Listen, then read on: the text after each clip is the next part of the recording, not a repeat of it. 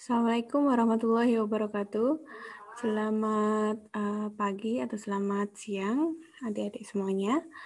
Apa kabar hari ini? Semoga kalian semua dalam kondisi sehat walafiat dan kita bisa mengawali hari ini dengan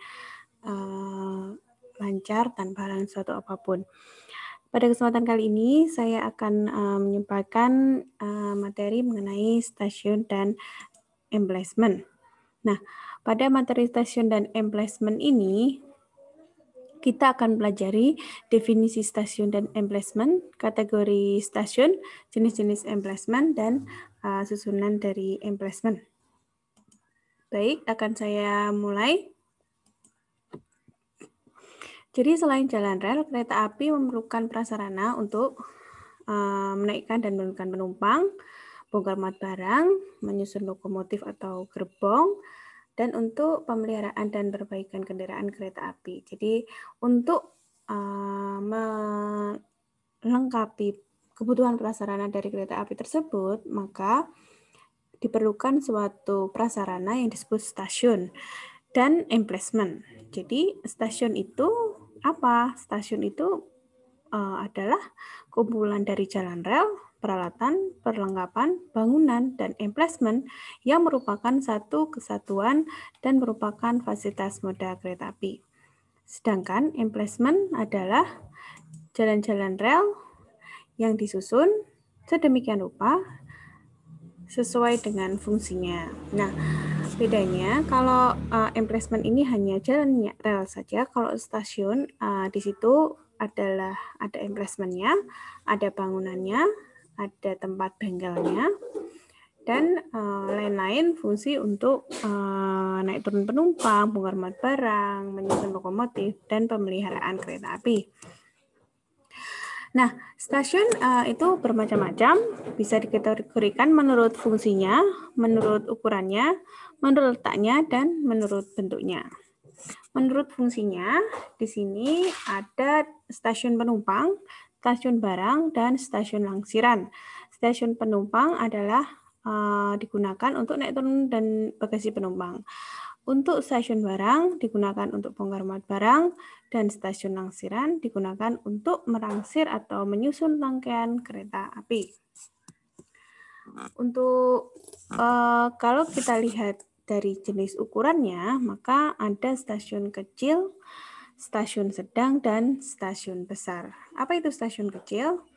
Stasiun kecil adalah stasiun yang digunakan untuk pelayanan penumpang lokal.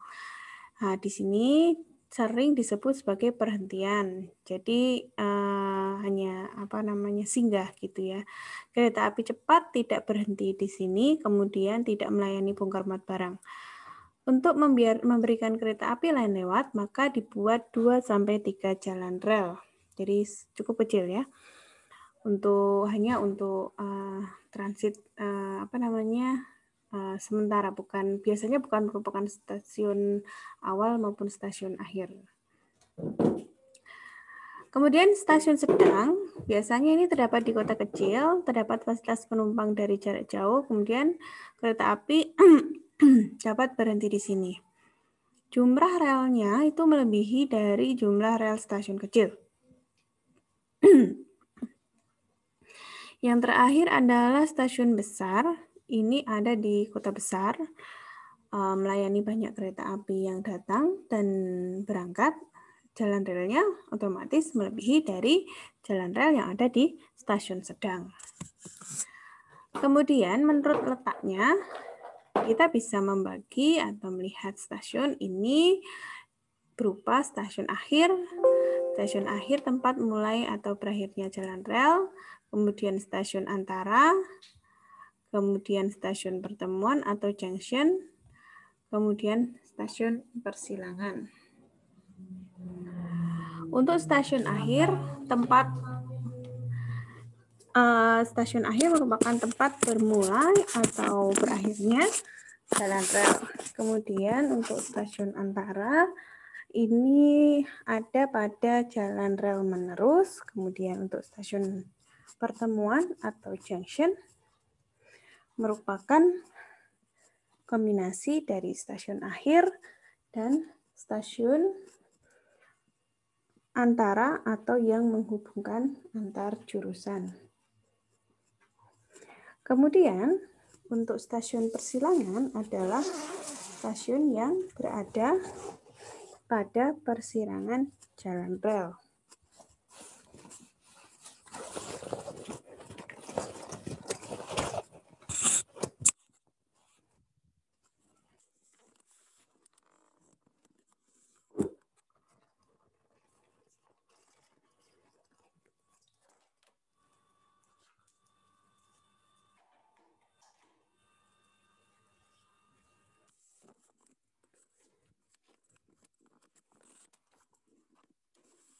Kemudian,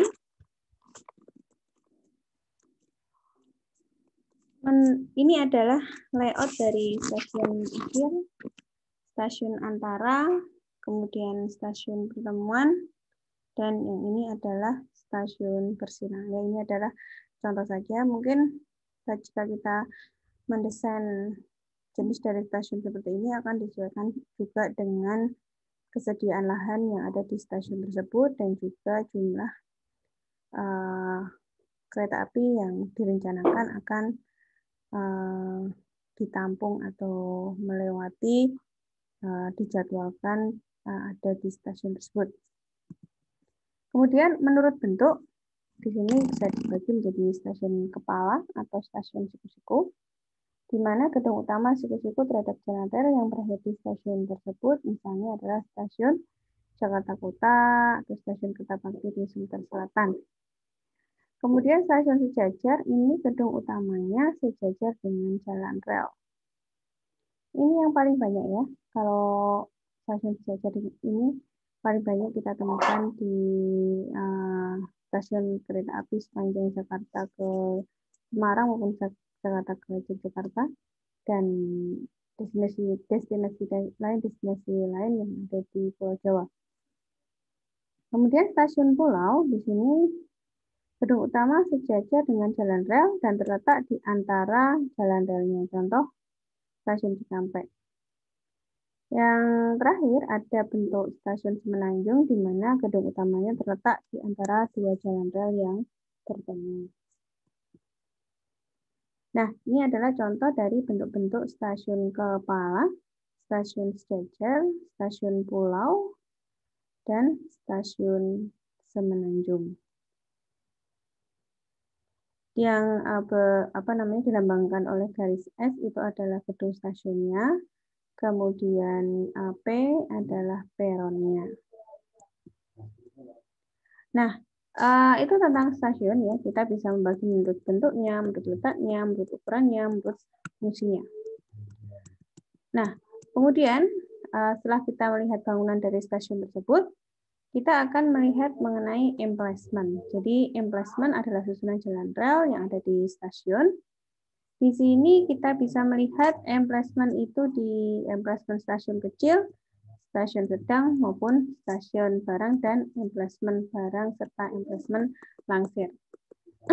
Untuk emplacement stasiun kecil, di sini biasanya hanya terdiri dari 2 atau 3 jalan rel, di mana satu jalan rel itu untuk terusan, dan yang lainnya adalah jalan rel untuk persilangan atau untuk melewati dari rel. Jika di sini ada pemberhentian di sini, maka yang lainnya untuk lewat kereta yang lain. Susunan jalan rel untuk emplacement stasiun sedang ini agak sedikit lebih banyak daripada stasiun emplacement stasiun kecil. Sini ada jalan rel utamanya.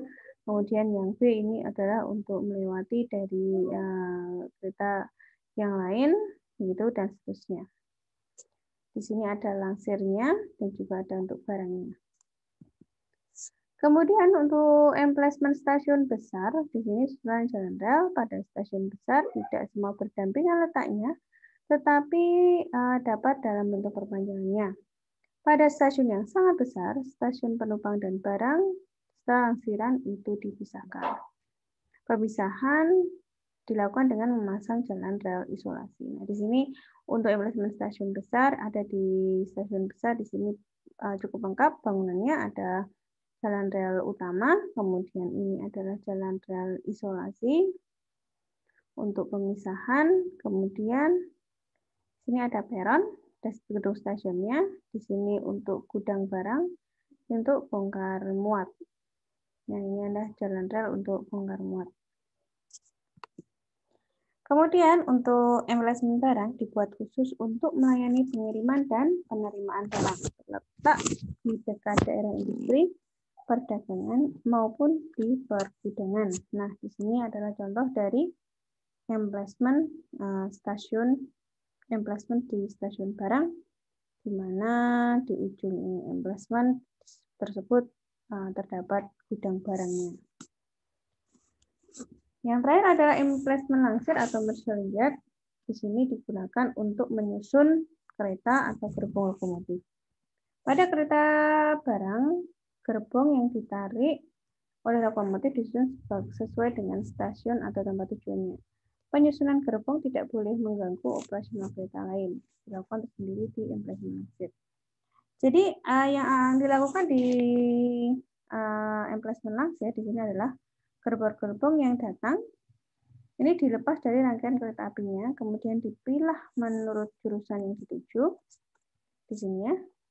Nah, di sini datang, kemudian di sini dipilah-pilah ya. Dipisahkan ya gerbongnya, kemudian dipisah, dipilah-pilah ya. Kemudian dikelompokkan sesuai urutan stasiun yang dituju, kemudian dirangkai menjadi kereta api yang siap diberangkatkan.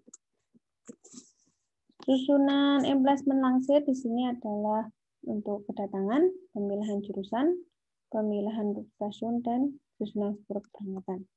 Ada 3 pengelompokan tempat langsiran, langsir kedatangan, langsir pemisahan, dan juga yang terakhir adalah langsir pemilihan dan keberangkatan.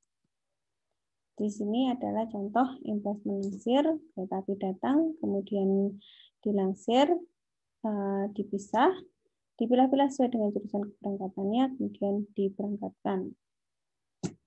Nah, demikian materi tentang stasiun dan emplacement.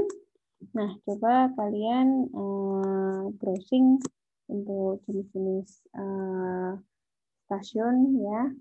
Coba cari tentang misalnya stasiun di Kutoarjo, stasiun di Jogja, digambar, terus kemudian dicari di Google, kemudian di situ dilihat fasilitas-fasilitas apa saja yang ada di stasiun tersebut, atau mungkin di dekat daerah kalian ada stasiun, bisa diamati fasilitas-fasilitas apa saja yang ada di stasiun tersebut, dan itu tergolong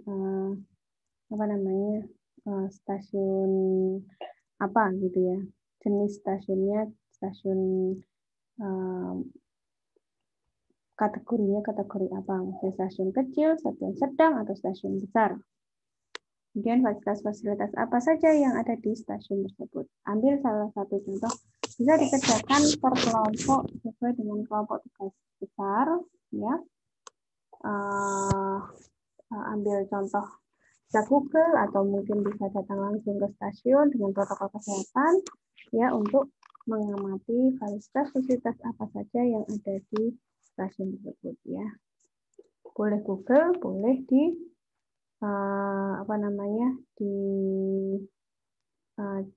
cari langsung, ya, yang mana yang lebih memudahkan saja, ya.